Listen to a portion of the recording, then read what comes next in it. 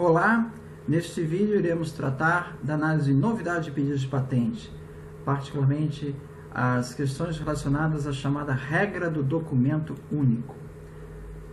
Bom, a regra do documento único, por definição, diz que para análise de novidade é necessário encontrar um único documento que contemple as características essenciais de uma reivindicação. Isso implica que só se pode usar um único documento como anterioridade para contestar a novidade de uma reivindicação. Então, será necessário que este único documento contemple tanto as características da parte caracterizante, os elementos da parte caracterizante, como também os elementos do preâmbulo da reivindicação. Então, se o preâmbulo da reivindicação define as características A e B associadas com os elementos da parte caracterizante C e D, não importa se o C e o D sejam já conhecidos, mas sim que eles devam ser conhecidos em associação com A e B. Então, a ausência de novidade frente ao documento encontrado no estado da técnica não pode se basear em possibilidades, hipóteses ou especulações.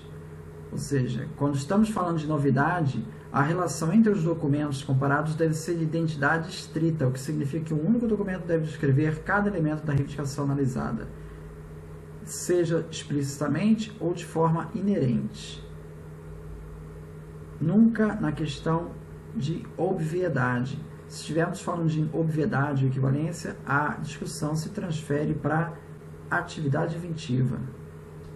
Então, se eu tiver numa reivindicação um parafuso, encontrar na minha anterioridade um prego, esse documento de anterioridade já não vai poder ser usado para fins de novidade, porque você não pode alogar que parafuso e prego são óbvios, um substitui pelo outro ou equivalente. Isso já é uma discussão de atividade inventiva. Esse entendimento é confirmado pela jurisprudência. O Tribunal Regional Federal Civil na região diz que a novidade exigida ao deferimento da exclusividade do uso de determinado invento deve ser apurada sob o aspecto global daquela solução tecnológica e não sob a ótica dos elementos que a compõem, que poderão isoladamente estar abrangidos pelo estado da técnica. Uma reivindicação independente será considerada desprovida de novidade quando todos os seus elementos, tanto do preâmbulo quanto da parte caracterizante, estão presentes em uma única referência. Isso um acórdão do Tribunal Regional Federal de Segunda Região. Bom, essa questão da regra do documento único, ela faz uma distinção, por outro lado, né, um outro aspecto que distingue da análise da atividade inventiva é o fato que, para você contestar a novidade, você tem que encontrar um único documento. Para você contestar a atividade inventiva, você pode já fazer uma combinação de documentos. Isso mostra que a análise de atividade inventiva ela requer uma flexibilidade maior que a de novidade não tem. É mais difícil contestar um pedido por falta de novidade. Paul Dulian, da doutrina francesa, ele compara a aplicação dos diferentes critérios de exame de novidade e atividade inventiva como análogo ao processo a um processo gradual de inventividade, quando ele diz que as condições de enquadramento como invenção e com aplicação industrial são relativamente fáceis de ser alcançados. A exigência de novidade é mais severa, enquanto a atividade inventiva é sem dúvida mais difícil de ser alcançada e verificada. Então é como se nós tivéssemos dois graus de inventividade. O grau de novidade é um grau mais fácil de ser superado, o grau de atividade inventiva é um grau de inventividade um pouco mais elevado, mais exigente. Existe uma analogia que se pode fazer, então, entre a novidade e a atividade inventiva e a contrafação literal por equivalência. Você encontrar um documento que infringe literalmente uma reivindicação é um aspecto parecido com a análise de novidade. Da mesma maneira que você encontrar um documento que seja equivalente à reivindicação, é uma análise que se assemelha à análise de atividade inventiva. Então, guarda as devidas proporções entre os dois tipos de análise. Nos Estados Unidos, o Federal Circuit passou a adotar um critério em que a falta de novidade está configurada apenas se todos os elementos reivindicados de uma invenção estão antecipados de forma estritamente idêntica, strictly identity. Essa é um critério adotado pelos Estados Unidos. Precisa haver uma identidade estrita entre os elementos reivindicados e o da anterioridade. No Escritório Europeu de Patentes, existe uma decisão que tratou de uma invenção relacionada a uma tesoura que tinha aspectos A e B nessa tesoura. E foi apresentado como anterioridade um catálogo, um documento único, um catálogo, em que apresentava uma determinada folha do catálogo, uma determinada tesoura, com um aspecto A. E numa outra página do catálogo, lá mais adiante, uma segunda tesoura, diferente da primeira, que tinha um aspecto B. Bom, não se pode dizer que isso é um documento único, são duas tesouras no mesmo documento, mas eu já não posso combinar uma tesoura com outra para dizer que não tem novidade. Essa discussão já fica para análise de atividade inventiva. Uma decisão do Enlarged Board of Appeal, de 1990, ele conclui que uma invenção será nova se diferir do estado da técnica ao menos em uma característica técnica considerada essencial. Então veja que a Apple já começa a marcar essa diferença. Eu vou me concentrar nas características essenciais da reivindicação. Então, eventualmente, eu posso ter uma característica na reivindicação considerada não essencial, que não precisa estar no documento de anterioridade. Isso é análise do Escritório Europeu de Patentes. Uma outra decisão do Escritório Europeu de Patentes foi apresentada uma anterioridade para análise de novidade, em que ele apresentava um produto intermediário que ele durava só durante 60 segundos. Depois ele era transformado em outro produto. Bom, apesar desse elemento ter duração breve, né, como isso é que foi o objeto da invenção, ele foi utilizado para fins de novidade. Então não faz diferença o tempo de vida, vamos dizer assim, desse elemento para essa decisão do Escritório Europeu. Na França, Michel Vivant também se refere a essa regra de documento único, quando ele diz que podemos dizer que uma identidade absoluta, não podemos dizer que uma identidade absoluta deve ser exigida, pois devemos negligenciar as diferenças de detalhe segundo o próprio sentido do termo insignificantes, mas podemos dizer identidade absoluta quanto ao essencial. Então, novamente, se alinhando aqui com a decisão que eu havia dito do escritório do Enlarged Board of Appeal da Apple. Edmund Picard, no século XIX, ele já apontava que há um erro você fracionar a invenção em diversos elementos e alegar que esses elementos isoladamente não têm novidade. Segundo Picard, uma invenção compreende não somente os detalhes, mas seu conjunto. A identidade dos primeiros não implica na identidade do segundo. Pode existir uma combinação nova. Então, veja, é importante que nós encontramos no mesmo documento todos aqueles elementos juntos, atuantes, para você poder destituir aquela reivindicação de novidade, e isso, para o critério de novidade, encontrado em um único documento. Bom, existe um caso prático, aqui você pode ver que é um teclado, é uma tecla de um teclado de computador, que ele descreve uma chave de controle, usada de teclados de computadores, que proporciona uma realimentação tátil ao usuário. O usuário, quando aperta a tecla, ele sente que ele apertou a tecla. A chave é formada por um botão dotado de uma região central 12, uma primeira porção anular elástica 14 e uma segunda porção anular elástica 16. Tá?